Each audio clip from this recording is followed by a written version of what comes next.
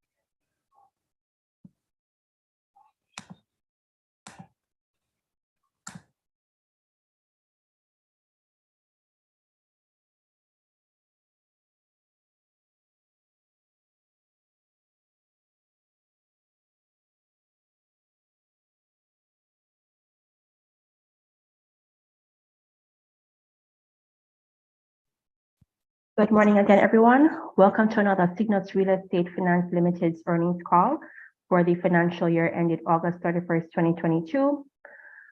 Just to let you know, the structure of this meeting or this earnings call will be that we will take all questions towards the end of the call. We, however, encourage listeners to submit your questions throughout the presentation. I will now introduce our presenters, first being Mr. Jason Morrison, who is our Chief Investment Officer for Signals Capital, and secondly, Mr. David Cummings, who is our Vice President and Head of Real Estate and Project Finance.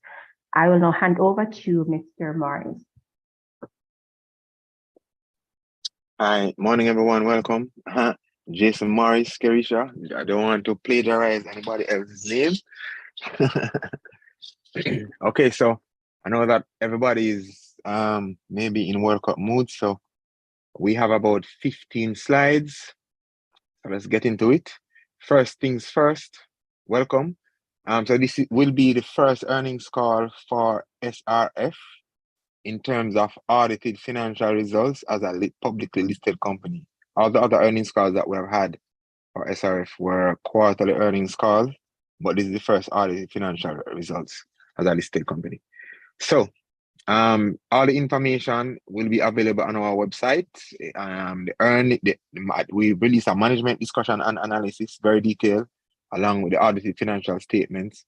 And this earnings call will be available. The recording of it will be available on the website, as well as the presentation deck that is being used. So moving to major achievements, before we begin the presentation proper, just want to speak about 5 key things. The first one is that the major development project that SRF has under its belt now, which is One Belmont, 2.7 billion. That last quarter earnings call, we had discussed that we already had 3 floors with agreements to lease executed, and we were entering discussions with a 4th potential lessee, and we can report, and David will perhaps give additional information on this later, that we have effectively sealed up that 4th agreement to lease, which is being executed now, and we expect that it should be the full executed documentation should be completed sometime in December. So that's a very big issue for SRF, getting agreements to lease before the building is completed. As you can see, the building is now 67% completed. Second thing is that SRF raised 2.31 billion at the start of the financial year. Since this is an actual review of everything that happened during the year, it's important to note that, and to big up and thank those shareholders who believed in the vision, because this capital that was raised as equity, allow the company to execute its strategy to get to where it is today, which we'll go through in detail. 5.99 billion I want to highlight this. During the financial year, SRF would have deployed pretty much 3.4 billion in capital to new investment commitments. And over the last 2 financial years combined, you're talking about $6 billion directly injected into the real estate asset class in Jamaica, because 100% of SRF's investment activities are currently in Jamaica. And the management discussion and analysis has a very lengthy explanation as to why we decided to start with Jamaica first before we then branch out to the rest of the region. 30.6%, that's the average return on equity over the last 3 financial years for SRF. Remember, the company is just 3 years old, and the return on average equity has averaged 30.6%. Current financial year, 11.3%. The 2021 financial year, 49.2%, and the first financial year, 31.3%. So from a ROE perspective, SRF is a real growth engine. The last, but by no means important point is, at the end of the day, shareholders are in this to make money, right? I want to see companies that are growing very fast and making money for them. So SRF has generated, for the 3rd time in a row in its 3-year life, a net profit, which is 693 million. And last year would have generated 1.81 billion. Of course, there were some exceptional items. There was an exceptional item in last year's results, which we'll go through later, and 414.9 million in 2020. So cumulatively, that's 2.92 billion in value that has been unlocked for our shareholders. Next. Moving on to the financial performance. For the financial year, SRF would have generated 1.35 billion in total investment income, which compares with 2.36 billion last year. Now, for last year, as you'll see on the next, when we get to the next slide, there was an exceptional gain on acquisition of subsidiary that brought in 1.31 billion. So even though it's part of SRF's business model to actually acquire companies in this manner and will generate gain on acquisition of subsidiaries in the future, the sheer scale of this gain, due to the unique circumstances revolving around this particular acquisition, meant that the gain that we would have seen isn't something that you would expect to recur very frequently. So if you adjust for that 1.31 billion, then the adjusted total investment income for last year would be 1.06 billion.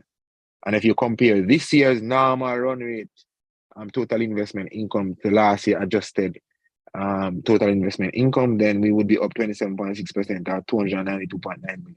So I just want to point that out for those who may want to analyze the financials a little bit deeper. Net investment income, 983.6 million versus 1.76 billion. Of course, all the 2021 numbers would be affected by the aforementioned exceptional gain on acquisition.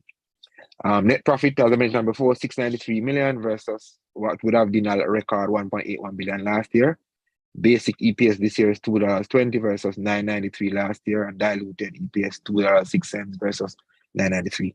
Shareholders' equity has now increased to 7.59 billion versus 4.71 billion last year. Of course, this year's equity would have included the 2.1 billion in capital that would have come in, affecting share capital from the IPO that would have happened early during the quarter. So that was part of the reason why shareholders' equity would have increased, but it would have also increased due to higher retained earnings from the 693 million in net profit that was generated this year.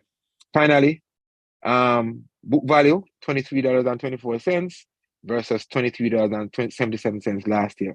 So you might ask yourself, well, if SRF is making this decent amount of profit, how comes the book value per share is a slightly less than last year? Well, if you recall, in the first quarter, the IPO would have issued new shares, I think 200 million plus of new shares to raise the 2 billion plus of new capital at a 20 plus discount to the book value that would have existed last year. So would have issued in the IPO new shares that would have been discounted 20% from the $23.77 in book value last year. So effectively, we have recovered, we have made enough profit to overcome that discount in book value for those issued shares. So basically everything going forward is gravy for shareholders. Next. So just like to highlight some things on the income statement, so if you look at the income statement which you have in MD&A, if you look on the first highlighted arrow, you can see the gain and acquisition of subsidiary representing the 1.31 billion, which we're speaking about. As you can see, there's no gain and acquisition of subsidiaries here, and I'm saying that that was an exceptional item. The same treatment isn't given to the gain and sale of real estate assets, because we actively look to do that every year, just that you won't see it happen every single year, right? The next important item to highlight is the share of gain on joint ventures. So, a large kicker to the P&L this year is the fact that during all the quarterly releases would have been saying to shareholders that the One Belmont development, right? Because we were in the very early stages of the development, we wouldn't start to see that filter into the income statement until we getting closer to the back end of the project, which is typically going to be towards the end of the financial year, which is when you're going to actually do the valuation of the asset. So that is what is driving that big jump in terms of share of gain on joint ventures, and you're going to see adjustment on that again next audited financial year, because this only happens pretty much once a year. And then the total operating expenses, you will see this year is 365 million versus last year 601 million. And the reason for that is that in last year financials, due to that exceptional gain, there would have been the performance fees that are normally charged when we beat the hurdle rate in terms of performance for the company, would have resulted in a performance fee that would have accumulated to 377.9 million. Of course, this year there isn't that level of outperformance to generate that much performance fee. So this year you don't have that level of performance fee. I would like to point out though that there was a computed performance fee, I think 56.9 million Jamaican dollars, which was waived by the investment manager. Similar to how the investment manager would have waived management fees during the first 6 months of when SRF would have started. So the next item I want to highlight is fair value gain or loss. So for the year would have generated 177.8 million fair value loss on financial instruments carried at fair value to the income statement, which are primarily going to be the real estate investment notes. And the primary driver of this would have been the reassessment of profitability of one of the third-party REINs, combined with adverse movement in interest rates. As you know, if interest rates go up, then the valuation of assets typically go down. So that's it for that slide. Next, in terms of efficiency and management expense ratio, these two are very important, near and dear to us. What it does, it shows you for every dollar of revenue that SRF generates, how much expenses are we utilizing? And therefore, the higher the ratio, the more leakage we have. So we want to keep that ratio very low. So based on international benchmark for real estate investing, companies like SRF, 45% is typically within the ballpark of the threshold, and you can see that since inception, we have pretty much remained well below that target threshold. And similarly for management expense ratio, you want to see for every dollar of expenses that are being spent, how much does that represent in terms of reduction in assets under management, or eating out the assets under management. So you can see that we came in at 2.7% within the 3.5% threshold. In the first financial year, due to the waiving of the management fee, that's why you're seeing that 1.5% very low outcome, because you didn't have a full year of charging management fees. And in the last financial year, 2021, the big jump up to 6.9% would have reflected the aforementioned performance fees, which are typically not going to happen in a very large volume every single year. It's going to be very lumpy. Next. So now moving to summary of investment activity. SRF on its balance sheet, it has now increased the value of its real estate investment assets to a record 13.14 billion, which is spread across 16 different real estate investment assets, which is up 51% versus last year. In terms of the different elements of real estate investment assets, there are three. You have property investments, primarily comprised of investment property, and the remainder is really deposits that we would make.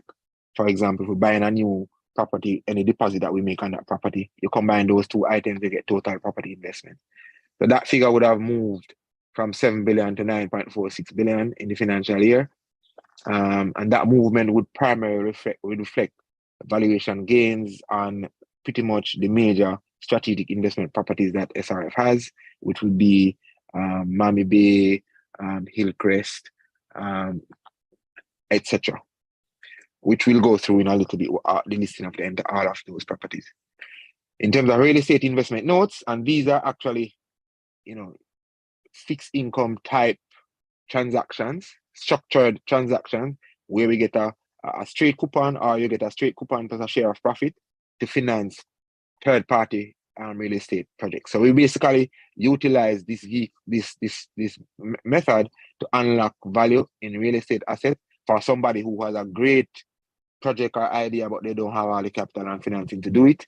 We look at it and we structure it and we invest in that project. And of course, we have certain things that we do to mitigate downside risk. So that figure would have moved from 1.26 billion to 2.48 billion, which is at 97% increase over last year.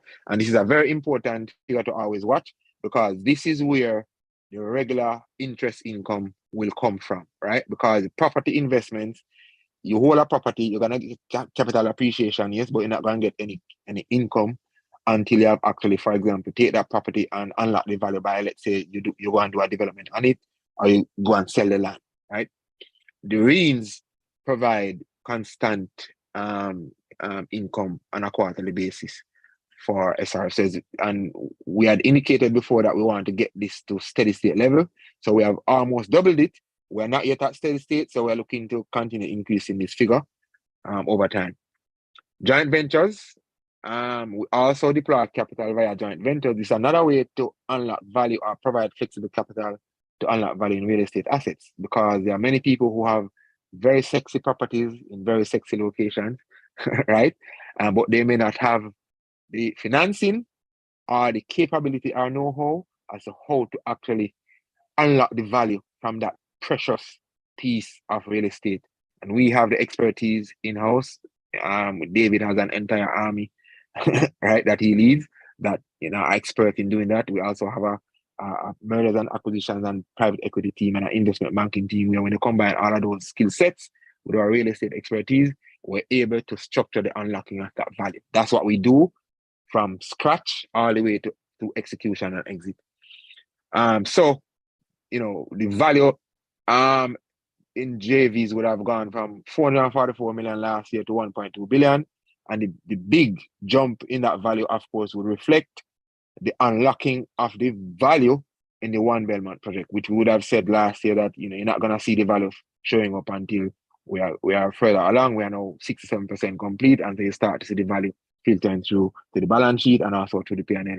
And finally, we would have deployed 3.4 billion in capital in real estate assets in Jamaica during the financial year, coming up from 2.61 billion last year. So in terms of investment exits, we would have exited 2 REINs, valued at 352.8 million versus 2.61 billion last year. Last year's figure would, of course, include the sale of 15 acres of Miami Bay, which would have netted us about 1.8 billion out of that amount. Dry powder on the balance sheet, 463.4 million, but this excludes pretty much 1.5 billion at the time in undrawn construction loans. It does not include about 955 million in capital that was partially raised before the end of the quarter, as well as 750 million capital that was raised subsequent to the end of the financial year end. And of course, as part of a dry powder would be any investment exits that we have coming due in the current financial year, which we estimate to be just about $2 billion, which of course we'll take and recycle that into new projects. So that's also going to be part of the dry powder that we'll have available. In terms of investment allocation, the largest allocation would be to, next slide, Kerisha, hospitality, which represents the Miami Bay beachfront property. That's 34.4% of the allocation. Next in line would be industrial investment property that we have, 17.8%, which effectively represents our Lakespen property. And third in line at 13.1% would be commercial investment property, which is a combination of Hillcrest plus some other assets that we have, for example, on Seaview and Lady Musgrave Road, etc. So we are pretty well diversified, and we keep saying this, that we are not overly heavily exposed to residential, and we would have on every single earnings call explained that our business model is really geared towards a very diversified exposure across most of the segments, and more allocated towards segments that we think can withstand any kind of economic shock. And that's the reason why you see, for example, hospitality, which has been come roaring back, and industrial and commercial is where majority of our exposure is. And we do have exposure to residential in different pockets, in small, medium-sized ticket sizes, and that's how we'll keep this for the foreseeable future. In terms of allocation by category, the largest allocation, of course, to investment property. More than 2/3, 71.9%, is to investment property. Why, do you ask?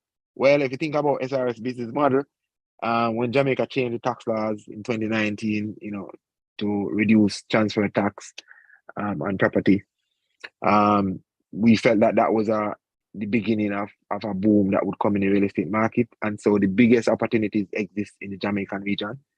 And that's the reason why we're 100% of our capital is allocated to Jamaica at the moment, right? So the way you have to go about this is you have to acquire the prime real estate assets early upfront, and you let them mellow, and then you figure out how to unlock the value, right? And so we went through an extensive due diligence process to do that. And so we have some beautiful assets on the balance sheet, which will just accrue, the value of those assets will just enhance over time. And we know that real estate, ages like fine wine.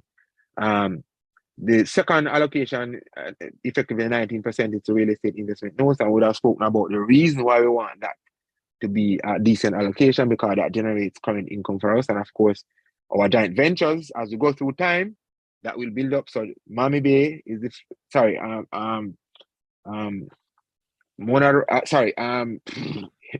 Bardier, which has Belmont, reflects the majority of this value, but we also would have entered into a new JV during the financial year called Monadroy, which is, we're looking to do a high-end luxury, small to medium residential development, and that, which is located on Montrose Road, which is in the Golden Triangle. So we don't think that there will be any problem with that, even though there may be, challenges with mortgage rates and etc. Rising in the short run. Important point here is that 5.99 billion deployed in Jamaican economy over the last 2 years. That's phenomenal for a 3-year-old company. Next slide. So now to the summary of major projects and key strategic assets update. The first slide is just giving you a snapshot of all the strategic assets that SRF holds via subsidiaries or joint ventures. And it's very important to represent this to you so you know, because I don't think over the last couple of quarters, outside of the prospectus itself, I don't think we have actually presented this information in this format on any earnings call before. Of the quality assets that we have on the balance sheet,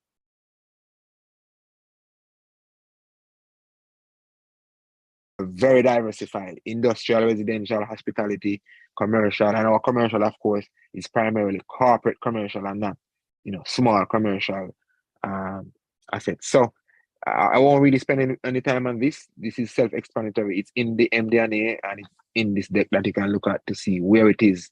So when you pass one of these places, you can say, hey, I am a shareholder in that piece of real estate on the rock, because you own shares in SRF, and SRF owns the company that owns that piece of land, right? So you actually, as shareholders, own a part of the rock. I now bring David in to, give us a quick synopsis of any recent developments and some of our key strategic assets. So this is not going to exhaust all the list, but just a quick synopsis on where we are. Sure. Thanks, Jason, and good morning to all our shareholders and investors. So the first one you see on the screen now is the Spanish Penwood, which is an industrial project. There's a photograph you see there in the inset, which is advanced a bit since that photograph was taken, but it essentially is the completion of a build-to-suit for a specific client. That's Inca Jamaica, 32,553 square feet, and we are on target to complete it certainly in the first quarter of 2023. And as you can see, it's on Spanish Town Road, a very prime location, just down from 30 Jamaica. And we have locked this up in a 10-year lease. And as you can see, we have experienced some delays, which I think is a global phenomenon, which essentially has pushed us back to have the last set of items arrive in the first week of December, which is why we are going to be finishing this project in January, February of 2023. But this project is going very well. And certainly this is one of the industrial projects that we have on the books. Next slide, Kerisha. This is a one Belmont project, which is, as Jason would have indicated, is being held in a subsidiary Order Holdings, and it is on Belmont Road. I know that anyway you've driven past it, is quite an imposing structure, just under 80,000 square feet of commercial corporate space, 4 levels of parking, 5 levels of offices, and as Jason would have indicated, one of our marquee projects, 4 of 5 floors effectively leased already, and the floors have been all leased to a single tenant. So it's essentially going to be only 4 different entities in the entire building. We are on schedule for completion in April, May 2023, and as you can see, we're just under 70% complete, and this project is actually going quite well. Next slide, please.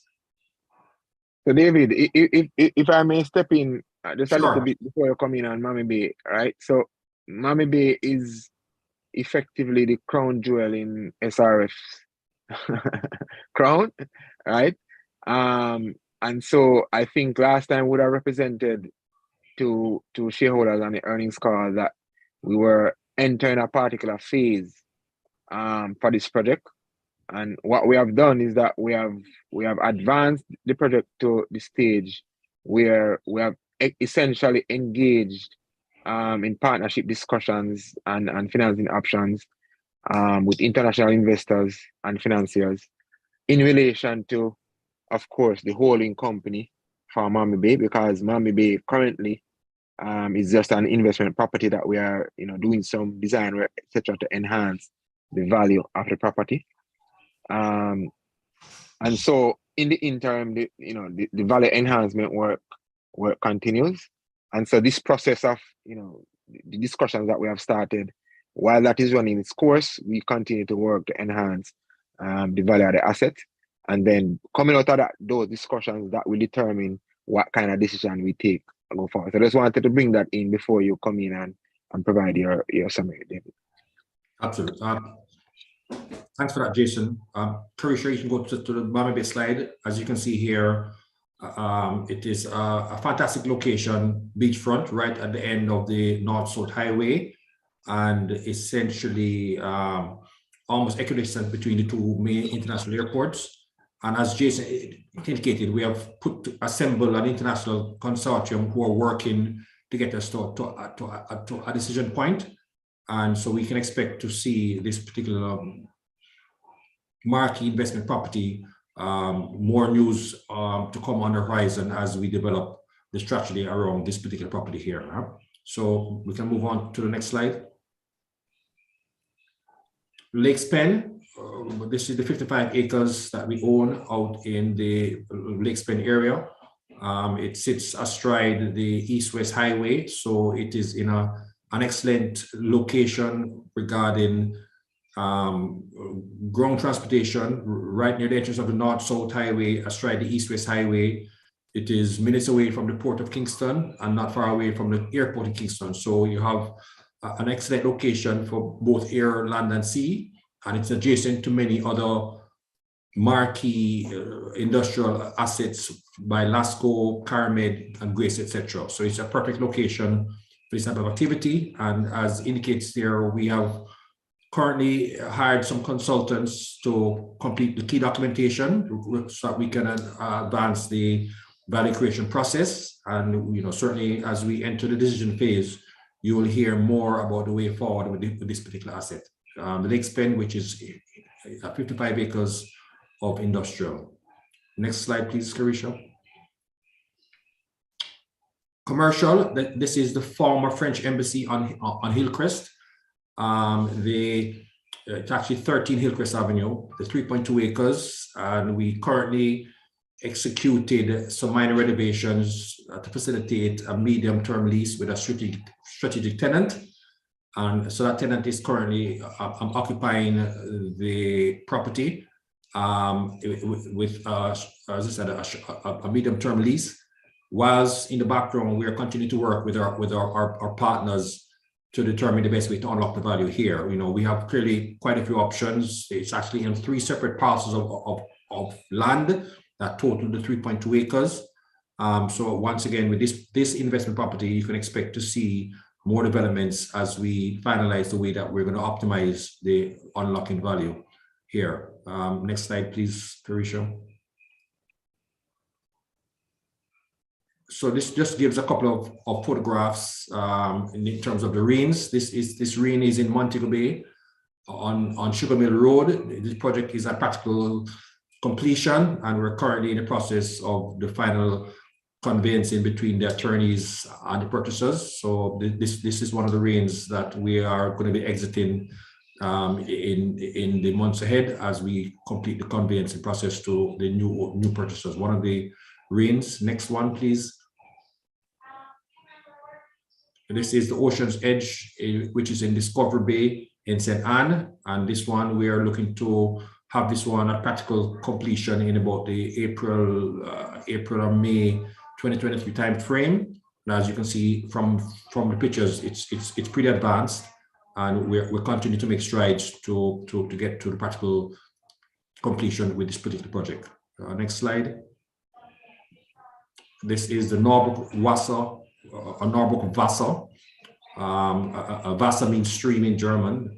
There's actually a stream that runs right beside the property. Very, very beautiful setting. Actually in Norbrück, but in a rural part of Norbrück.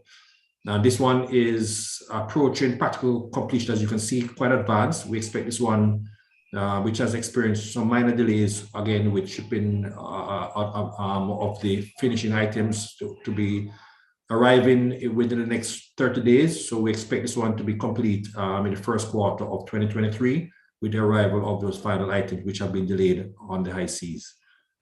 Next slide, please. And with that, I will hand back to Jason. So thanks very much. All right, thanks, David. So just to wrap up in terms of strategic objectives update, in the prospectus would have represented to shareholders a couple of things. I'm gonna go through those things and where we are now. The first one was to increase dry powder, and the first phase of that would have been to raise equity capital at the group level of SRF, because as you would have seen before, SRF has a number of different subsidiaries. So that was successfully completed via the IPO process from October 2021, right? Phase 2 of increasing dry powder, however, involves, at the group level, the group level, to tap various debt facilities, 1, and 2, to start structuring how we're gonna exit some of these investments. For example, advance exit. So for example, Spanish Pen would have been structured in a manner to allow SRF to get back, half of its invested capital early, and we would have tapped the debt market to multiple medium-term notes, short-term notes, have revolving bank lines, etc. Right? So that's like the second phase of increasing your dry powder. And then the third phase then would be for key strategic projects or marquee strategic projects. We needed to structure debt, quasi-debt, and equity capital at the subsidiary level. So, for example, RDR, which is a JV, right? Structuring the construction loan. There's a, you can't just walk into a bank and say, lend me $2.5 billion to go and do this project. It's a very involved process and lots of negotiation, right? To actually get that construction loan for that large project for One Belmont, which we haven't seen a project like that in 2 decades. So doing that at a subsidiary or JV level for marquee large projects, then that's something that's ongoing, and obviously we'll rinse and repeat all phases of this. So as SRF, as you remember, has a 3 to 5 year investment time horizon. We are 3 years in operations now, but we've really been doing investments for 2 years really. So you could say that we are getting towards the middle of our first investment time horizon, although we have some substantial exits to come during the 2023 period. So second thing is to execute key strategic projects that are promised that we made in the prospectus. So where are we? So we would have said in the prospectus that between 12 to 24 months, we should have, executed Spanish Penwood and One Belmont. And of course, you already have that result. We are not yet 24 months gone. And we are 73% for Spanish Penwood and 67% for Belmont, and on track to complete both projects before the 24-month period would have expired. So we're on target, right? Delivering on our promise.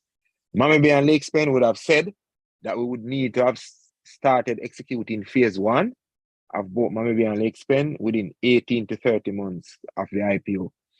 And we are in progress on both, and David would have provided a lot of the update in terms of where we are. So both of those projects are advancing to get us to that phase, so that by the time we get to the timeline, maximum timeline of 30 months, we can report to say, hey, we have started the execution, or we're in the execution phase of phase 1.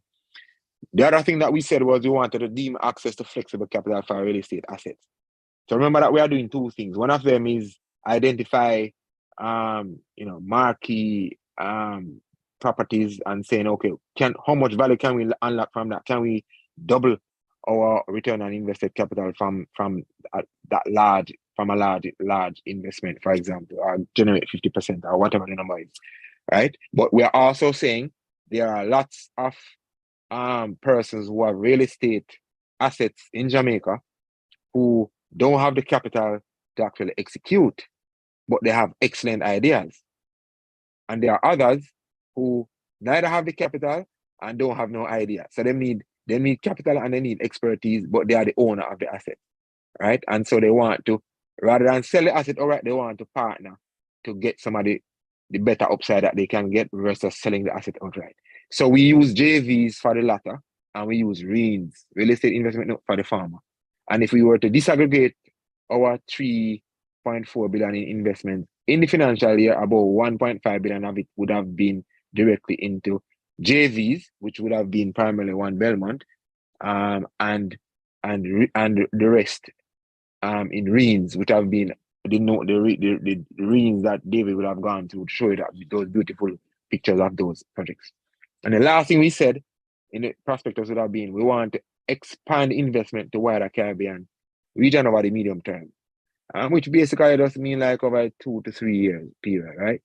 So we just gone 1 year since the IPO, but we have been, David and his team, have been going through and developing a pipeline, which is development. So we have a pipeline development in progress. So at the appropriate time, after we have, executed and exited some of our marquee projects, we can start saying, hey, we need to take some capital, some of the money that we have made, and allocate some of that to other regions outside of Jamaica to provide some diversification benefits in being prudent investors. And finally, of course, we would have said in the prospectus that SRF absolutely intends to pay dividends.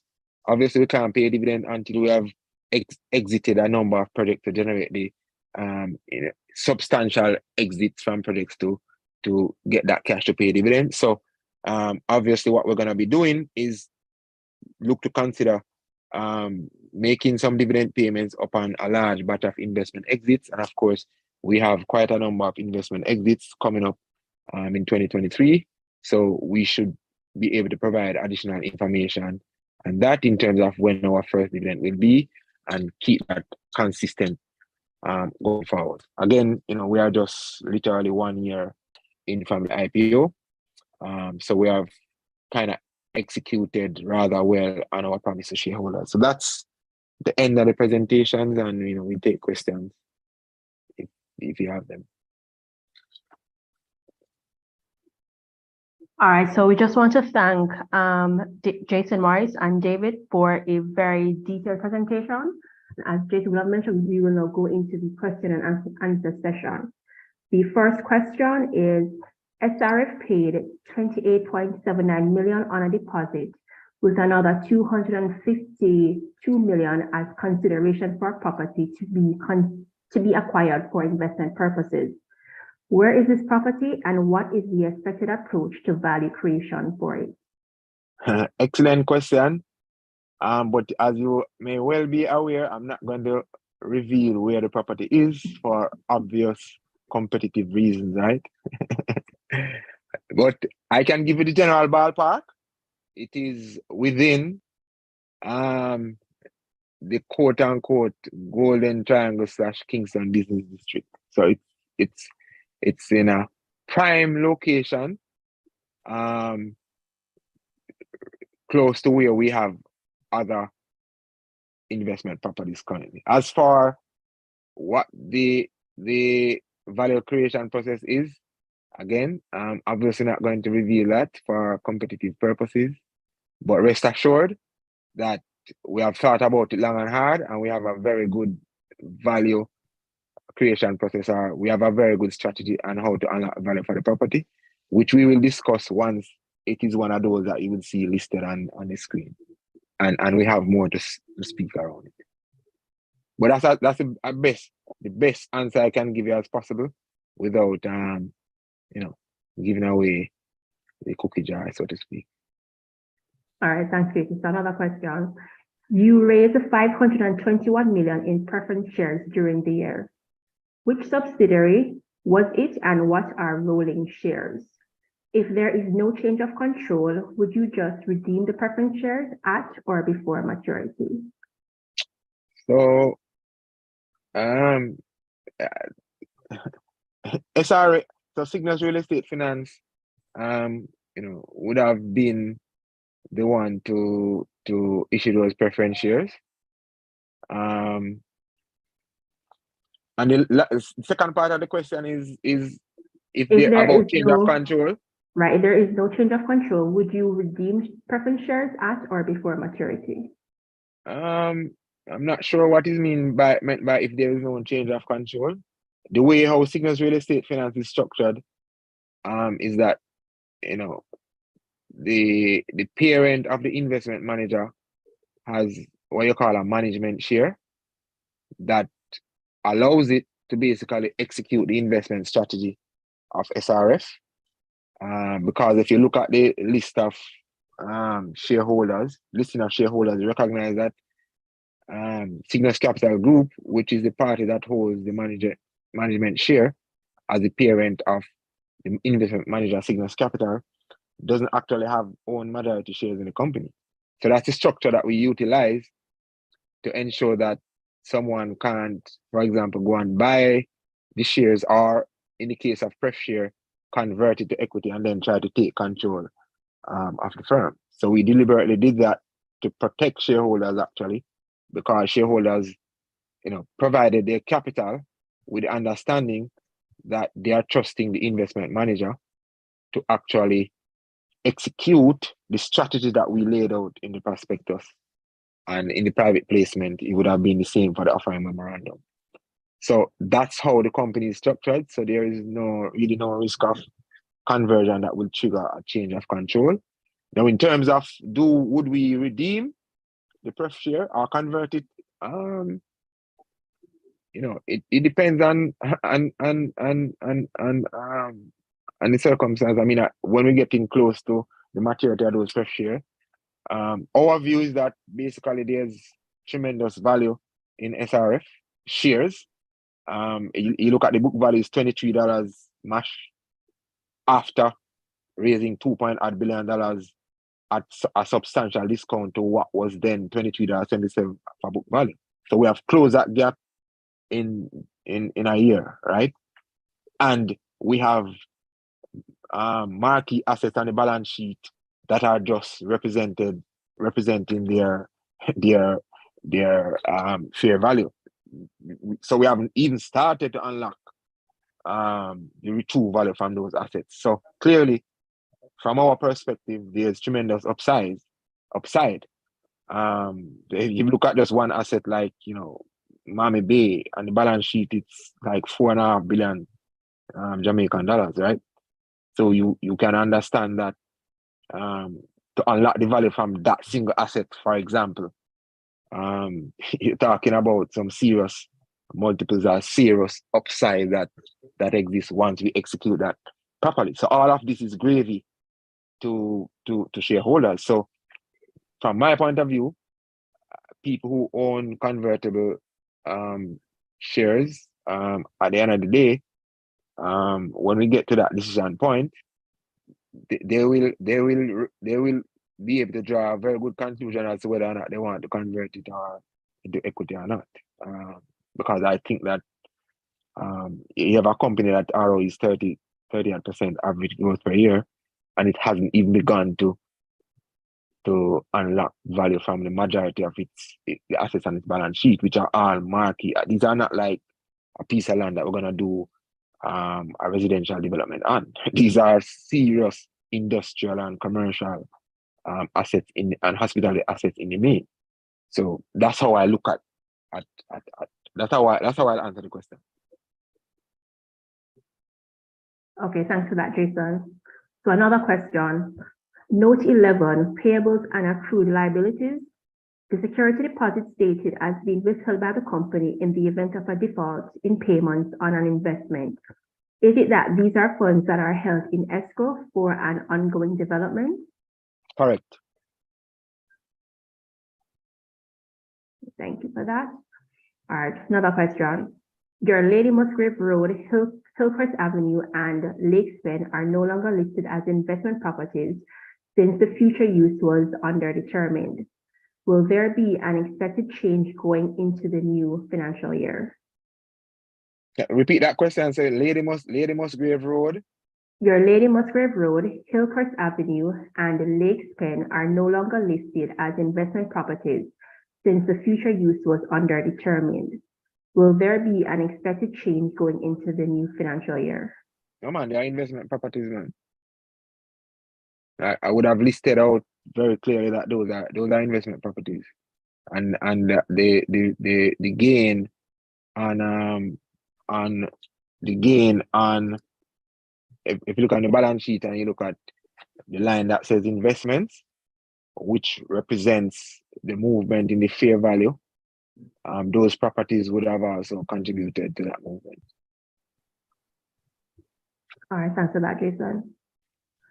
Any further context on Monad Roy, especially where higher interest rates are expected to impact mortgages for residential properties? Good question. So the people who are targeting with Monad Roy aren't gonna be concerned about mortgages, to be honest. As I said, it's gonna be if you think about people who buy townhouses, for example, as an example, because a townhouse is based in Jamaica, a townhouse is a luxury item, right? So if you have 10 townhouses or 15 or so or 8, right? You're not gonna be targeting people who are concerned about mortgage rates per se. That is not to say that as interest rates go up, it won't affect liquidity. And if liquidity is being impacted, then clearly that can spill over into the residential space, right? But because these developments that we are doing are very small scale, and this is the lesson that we have learned in over the past 3 years. It's a manageable size, small scale, you build it to quality, then effectively, half of your unit sales are gonna come from overseas investors based on the location, based on what you're offering, location, etc.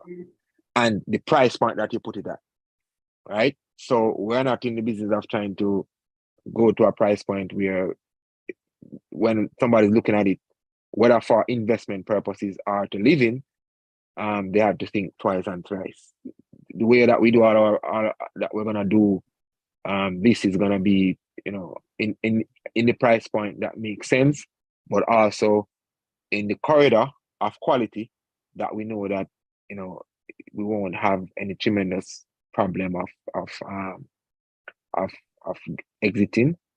And in most cases, what we do before is that we go to our realtors, and David will tell you this, and they tell us, if you offer this and this and this, it will sell like hot bread, so don't worry about it. That's how we unlock value. We don't go and make an assumption that we can build something for this quality and sell it for this price and then hope that we're gonna do it. And that's the reason why, for example, for one Belmont, which is not a residential, right, it's a commercial, the reason why one Belmont, we have been able to execute that so efficiently, and the reason why, for example, Spanish Pen would have executed is because we do all of the legwork up front. So then what remains is just for us to execute within budget and on time, right? Because we are pretty confident about how we're gonna exit. So that's the answer to the question. Not to say that higher interest rates and mortgage rates aren't going to affect high end as well, but that's how we're gonna execute it. And based on the size, I don't think we will have any challenges. In fact, I think we will get decent, pretty decent pre-sales pretty early once we have kind of completed the process around exactly what we are doing and how we're gonna do it. All right, thank you, Jason, for that. So we have one last question, and it is, what's the expected plan for the Lady Musgrave property with no restrictive covenants and the Hillcrest Avenue property? So again, I can't reveal what our plan is for any property until it's at a stage where there's no turning back. For Hillcrest, we're still working through the value creation process to say, we have looked at various options and we're still working through those permutations. But we're not in any rush per se. We have a whole series of assets. We have a lot of capital deployed in the ground at the moment. So our first objective is exit and get back some money, pay some dividends, while we continue to figure out how to unlock the value. The good thing is that we have bought assets in super prime locations. So we are pretty confident that the value of those assets, based on what is happening to the price of assets around us and sales that are happening every day for assets that are in the same vicinity, these values are going up. So that's how I'll answer the question. I can't give you anything more because David and his team have a secret sauce, and so when he has mixed it to the right proportion and get all the ingredients and the taste perfect, then we'll come and allow shareholders to partake in it. But we don't like to make too much of an announcement before we have concretized stuff. We prefer to use the approach where when we are coming and telling you something, it's signed, sealed, and delivered. So apologies if I've kind of sound like I've evaded some of the questions. But as you can imagine, this is pretty hard work, and we don't want to go out and speaking about things before they have actually been concretized. Alrighty, thank you so much, Jason. So I'd like to go ahead and thank Jason Morris and David Cummings for leading this discussion. We also want to thank all of our listeners for participating, and we look forward in continuing to unlock value for our shareholders. Just want to also advise that the earnings call will be available on our YouTube channel, and the presentation deck will be on our website along with the management discussion and analysis. We wish to thank everyone for participating, and also, just wishing everybody a great rest of your day, and we wish to see you on the next earnings call. Thanks again, everyone. Thank you, guys. Thanks, everyone.